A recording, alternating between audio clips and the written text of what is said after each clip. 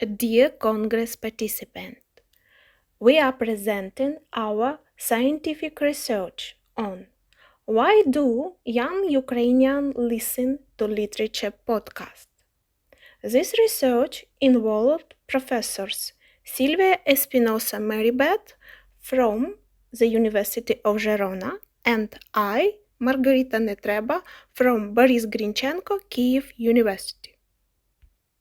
Our research aimed to explore the motivation behind the rising popularity of literature podcasts among young Ukrainians.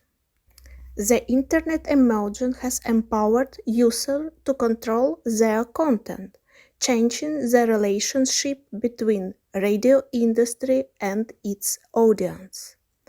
Podcasting and mobile applications have become popular alternatives to traditional radio broadcasting. Our research focused on two key questions. What are the unique characteristics of Ukrainian youth sonosphere? And second, how does media literacy education influence their sonosphere construction? Today, young audience integrate music service like with podcasting platform while still consuming traditional radio content. This multimedia approach highlights a show of adaptability and innovation in the radio industry to engage effectively with modern audience. A 50-question survey was used to young people aged 18 to 24 years, targeting first-year students with communication-related degrees. In case of Ukraine, the survey was conducted online among 100 first and second-year journalism students, all under 24 years of age at Boris Grinchenko Kyiv University in 2021, before the war. The review also involved a review of official audience studies in Ukraine, including media literacy legislation. Additionally, an in-depth interview was conducted with former public radio host Grigory Yuzhda, who is in charge of the radio lab at Boris Grinchenko Kyiv University. According to Grigory Yuzhda, the ongoing conflict in the country has led to surge in podcasts. It was a record 2022 years for Ukrainian podcasting. 422 new podcasts were launched. Despite this trend, recent official audience in Ukraine before the war showed that only 14% of young people consume audio content. Radio broadcasting in Ukraine has a history of 20 years. At the beginning of the 2000s, there were 20 different radio companies in operation. However, attempts to emulate foreign models led to description of Ukrainian radio system that relied on cable broadcasting.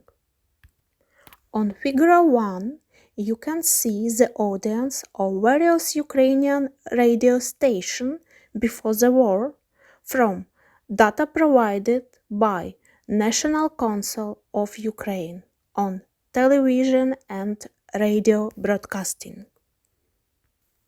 In 2016, language quotas were introduced for radio stations, requiring them to broadcast at least 25% of the music in Ukrainian, which increased to 35% in 2018. By 2022, Ukrainian language broadcasts reach 90% of radio programming. In Spain, media literacy education lacks inclusion in education laws, while in Ukraine it begins in 2008. It's a part of the all-school curricula.